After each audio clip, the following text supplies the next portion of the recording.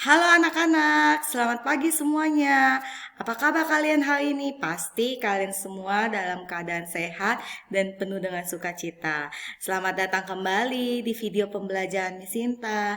Hari ini Miss Sinta akan memberikan video pembelajaran tentang subtema yang ketiga. Subtema yang ketiga adalah subtema yang terakhir di tematik 5I. Di subtema yang ketiga ini, kita akan mengulang kembali tentang pelajaran yang ada di subtema yang pertama dan subtema yang kedua. Nah, anak-anak, di subtema yang ketiga ini, ada 3 hal yang akan Miss berikan kepada kalian semuanya. Yang pertama, kita akan belajar tentang ciri-ciri iklan baris dan iklan kolom. Yang kedua, kita akan belajar tentang mengelompokkan penggolongan unsur dan senyawa. Dan yang ketiga, kita akan belajar pengaruh proses kegiatan ekonomi terhadap kesejahteraan masyarakat.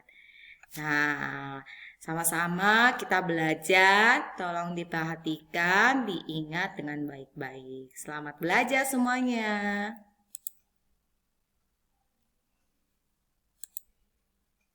Nah, ciri-ciri iklan baris itu ada 4, di mana yang pertama adalah ditampilkan pada halaman koran atau surat kabar, khusus iklan dengan kolom-kolom yang dikelompokkan berdasarkan jenis barang yang diiklankan.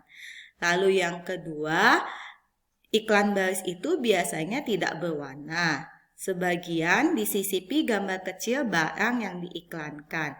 Lalu yang ketiga, ditulis secara singkat terdiri dari 2-4 baris. Hanya memuat informasi penting saja. Seringkali kata disingkat untuk menghemat tempat dan biaya iklan. Dan yang keempat, disisipkan nomor telepon pengiklan yang dapat dihubungi. Ini merupakan ciri-ciri iklan baris. Lalu ini adalah contoh iklan baris. Nah, kalau kalian suka membaca koran atau surat kabar, biasanya terdapat halaman ini ya, dan ini merupakan contoh iklan baris ya. Lalu yang berikutnya adalah ciri-ciri iklan kolom. Nah, ciri-ciri iklan kolom ini dibagi menjadi 3 bagian, di mana yang pertama adalah ditulis secara singkat. Ada yang disertai ilustrasi gambar atau foto produk atau jasa yang ditawarkan. Kedua, berukuran lebih besar dari iklan baris. Dan yang terakhir, berisi penawaran komersil berupa ajakan untuk menggunakan produk atau jasa, pemberitahuan mengenai berita pernikahan, berita duka cita, dan ucapan terima kasih. Nah, selain itu, cirinya juga terdapat iklan layanan masyarakat yang disampaikan oleh pemerintah dan iklan tawaran pekerjaan. Nah, ini merupakan ciri-ciri iklan kolom. Ini adalah contoh dari iklan kolom ya. Ada iklan layanan masyarakat, ada iklan permintaan ya, ini. Lalu yang berikutnya kita akan belajar tentang unsur-unsur yang menyusun udara ya. Nah, anak-anak pasti sudah ingat apa perbedaan antara unsur dan senyawa ya. Nah, sekarang Miss Sinta akan beritahu bahwa di dalam menyusun udara terdapat unsur-unsur yang dimana ada oksigen, nitrogen, hidrogen, dan ozon ya. Keempat ini merupakan unsur-unsur yang menyusun udara. Lalu terdapat juga senyawa yang menyusun udara. Apa aja itu? Ada 4 juga, yaitu karbon dioksida, karbon monoksida, sulfur oksida, dan nitrogen oksida. Nah, sekarang kita akan sama-sama mengelompokkan nama-nama benda yang terdapat di dalam tabel ini ya. apakah dia merupakan unsur atau senyawa. Nah, sekarang yang pertama adalah asam klorida. Nah, asam klorida ini merupakan nama kimia dari pembersih lantai. Nah, kira-kira asam klorida ini termaksud unsur atau senyawa? Nah, betul bahwa asam klorida ini termaksud senyawa. Lalu yang kedua, asam asetat. Ya, asam asetat itu atau sering kita kenal dengan cuka makanan, ya. Asam asetat, unsur atau senyawa? Senyawa, betul. Lalu yang ketiga, sukrosa. Sukrosa ini adalah pemanis gula. Ya, sukrosa kira-kira dia samakah dia dengan asam klorida dan asam asetat atau dia merupakan unsur? Coba kita lihat. Nah, ternyata sukrosa ini merupakan senyawa. Dia sama dengan asam klorida dan asam asetat. Lalu bagaimana dengan karbon dioksida? Nah, tadi Miss Sinta sudah beritahu di slide sebelumnya bahwa karbon dioksida merupakan contoh dari senyawa. Lalu klorin. Klorin itu unsur atau senyawa? Nah, klorin ini merupakan unsur. Nah, lalu yang berikutnya adalah sulfur.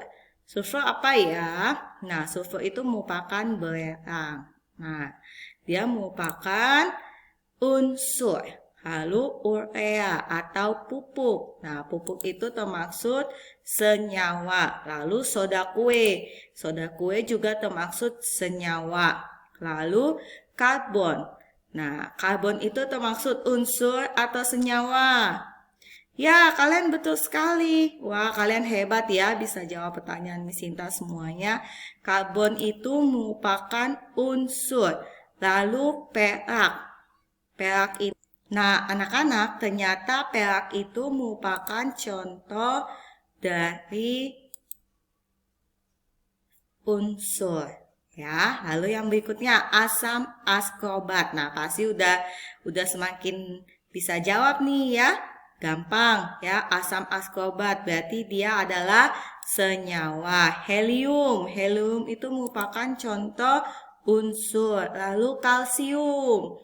Kalsium itu juga merupakan contoh unsur. Asam sulfat atau air aki. Nah, air aki ini termaksud senyawa. Lalu kuningan. Kuningan ini merupakan contoh unsur. Nah, mudah kan? Gampang sekali untuk membedakan antara unsur dan senyawa, ya. Nah, lalu yang berikutnya adalah kita akan belajar tentang pengaruh proses kegiatan ekonomi terhadap kesejahteraan masyarakat. Nah, kita sudah belajar tentang kegiatan ekonomi. Kegiatan ekonomi itu dibagi menjadi 3, yaitu produksi, distribusi, dan konsumsi. Nah, sekarang kita akan perhatikan bahas satu-satu. Yang pertama adalah kegiatan pabrik kerupuk. Nah, pabrik kerupuk ini merupakan jenis produksi. Nah, orang yang diuntungkan, kira-kira orang yang diuntungkan itu masyarakat yang suka makan kerupuk ya. Jadi, masyarakat yang suka makan kerupuk dia merasa diuntungkan. Mengapa? Karena ada produksi kerupuk. Lalu keuntungan yang diperoleh apa? Makanannya menjadi lebih lahap. Lalu apa keuntungan yang didapatkan oleh produsen? Produsen mendapatkan hasil ya dari penjualan kerupuknya. Lalu yang kedua adalah menjual pasir. Nah, menjual pasir ini adalah distribusi, menyalurkan ya. Orang yang diuntungkannya masyarakat yang sedang membangun rumah. Nah, masyarakat yang sedang membangun rumah pasti membutuhkan banyak pasir. Ya, lalu keuntungan yang diperoleh adalah pembangunan rumah tersebut berjalan dengan lancar. Lalu yang ketiga adalah menjual makanan jajanan. Nah, menjual makanan jajanan, misalnya jenisnya adalah konsumsi. Orang yang diuntungkan adalah siswa atau misalnya anak-anak ya, atau misalnya orang lain ya, atau siapa yang ingin membeli jajanan tersebut. Nah, keuntungannya apa? Keuntungannya adalah ketika kita membeli jajanan tersebut, perut kita menjadi kenyang. Lalu yang berikutnya adalah pabrik panci. Nah, jenisnya adalah produksi. Orang yang diuntungkan itu siapa? Ibu rumah tangga ya. Mengapa? Karena panci itu bisa digunakan untuk memasak air ya. Lalu yang berikutnya adalah menjual alat tulis. Nah, menjual alat tulis jenisnya adalah distribusi ya. Orang yang diuntungkan siapa? Siswa, siswi yang ada di sekolah ya, atau misal juga karyawan ya. Nah, keuntungan yang diperoleh apa? Kebutuhan alat tulis itu dapat terpenuhi dengan baik. Nah, jadi anak-anak harus diingat bahwa kegiatan ekonomi itu dibagi menjadi 3, yaitu produksi, distribusi, dan konsumsi. Nah, ketiganya itu saling menguntungkan ya, dan saling berkaitan antara yang satu dengan yang lainnya. Nah, proses itu bisa berjalan dengan lancar jika adanya rasa saling menghormati, saling menghargai pekerjaan orang lain. Nah, itu. Paham semuanya anak-anak? Pasti. Ya. Nah, anak-anak, ini adalah rangkuman dari subtema yang ketiga. Selain itu, kalian juga bisa lihat buku panduan tematik 5I kalian di subtema yang ketiga. Sampai di sini dulu pembelajaran Miss Sinta hari ini. Bye-bye semuanya. Jangan lupa tetap semangat belajar.